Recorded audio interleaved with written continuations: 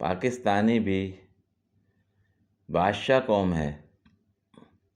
ज़रा सी धूप निकले एंजॉय नहीं करते, फ़ौरन मशीन लगा लेते हैं। अपनी छत पे बैठा चाय पी रहा हूँ। फुल धूप निकली हुई है।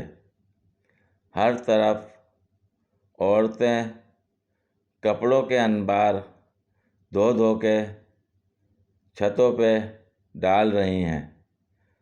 अजीब ही मंज़र है। वैसे